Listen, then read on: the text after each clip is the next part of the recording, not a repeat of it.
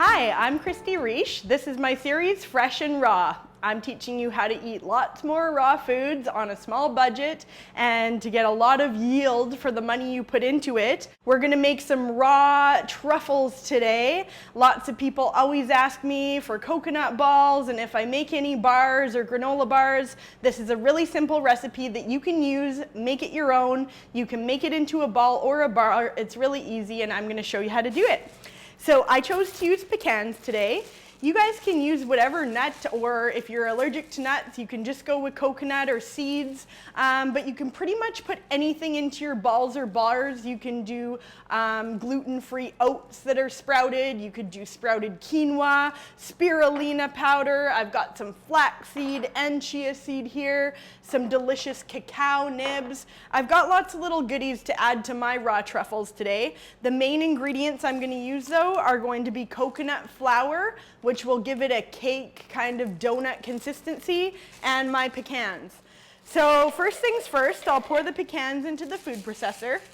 You want to use a food processor, not a blender, because we essentially want to get the pecans into like a pecan flour.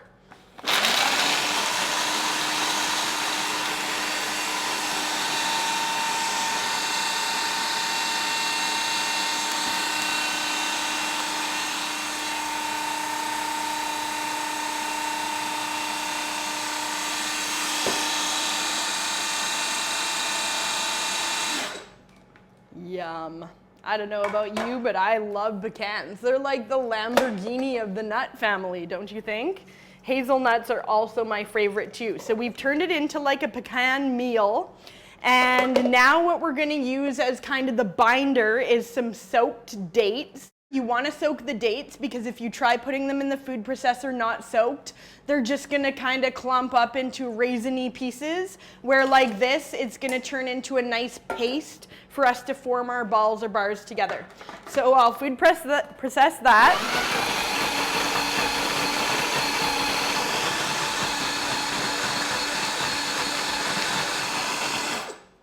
All right, so we've got like a date paste in here, looking a little chunky, so I'm gonna leave it another minute.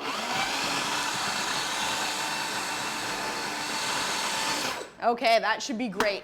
If you have a few pieces of the dates, it's not gonna be a huge deal. Just as you're eating your bar, you'll get a little piece of it. It'll be nice and sweet and beautiful. You can use any sort of fruit, actually. You could use raisins, mangoes, whatever suits your palate or is your favorite. Goji berries are a really popular one for bars and balls. So we'll put the date paste right into our pecans here. So I poured some coconut flour into the bowl. Give you guys a little look. I've got my pecan meal there and my coconut flour. So I'll just continue by adding all the date paste. Might get a little messy. Dates are a great alternative to maple syrup. So we've got the date paste. I'm gonna add some of this delicious flax meal right in there. Booyah, you can add as much or as little as you guys want. We're gonna add the chia seeds. When those get wet, they're gonna puff up a little bit, come a touch gelatinous, and they're gonna be a nice texture in there. I'm gonna add some cacao nibs right in there. It'll be like you're eating a little mini chocolate chip. And then I have this beautiful spirulina powder. I'm pretty much just adding this purely for nutritional value.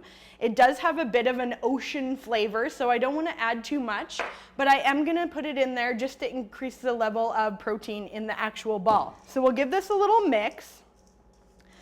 Essentially what we want to do is turn this into like a cake paste that we can roll or press into a pan. Looking pretty good. Got some big balls of coconut flour there.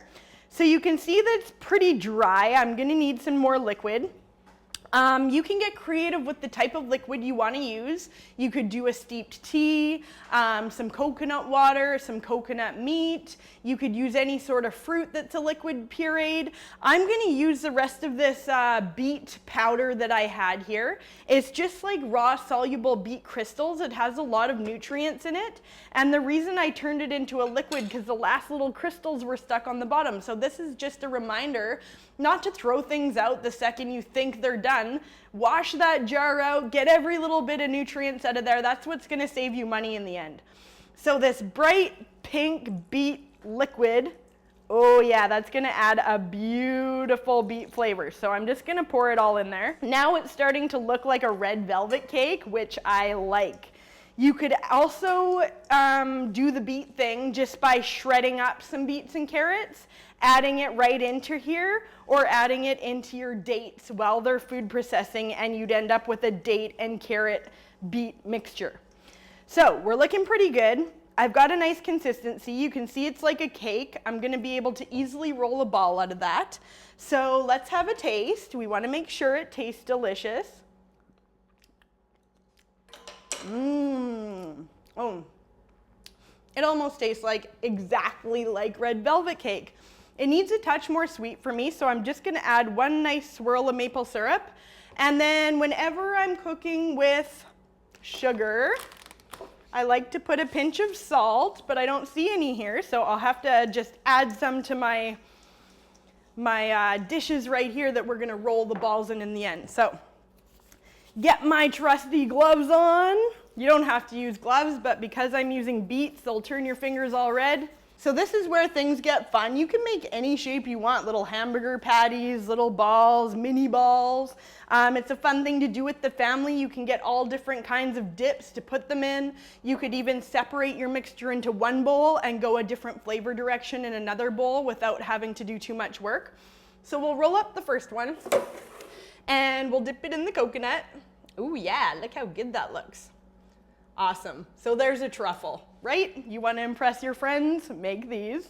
Make all different flavors. You can make Christmassy ones, Halloween ones. You can get really creative. So right here I have just some raw cacao with a little bit of salt. That's going to be my salt factor. And then some hemp seeds in there.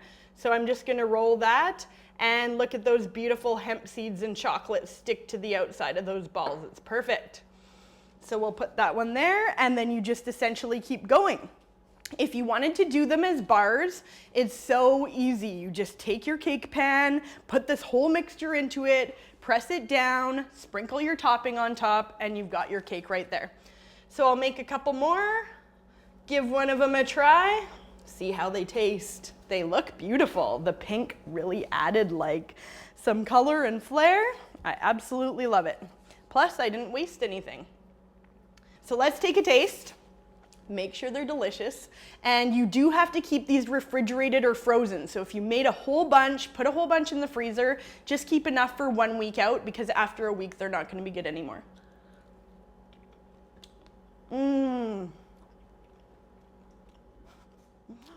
They're so good. They taste like red velvet cake. I'd actually do another one in a chocolate sauce, so let's take a taste of this one, see if that hits that chocolatey note for me. The chocolate with the salt works perfectly. So I want to thank you again for watching. Thank you so much, Nature's Fair, for all of this wonderful food, and we're going to see you again next time.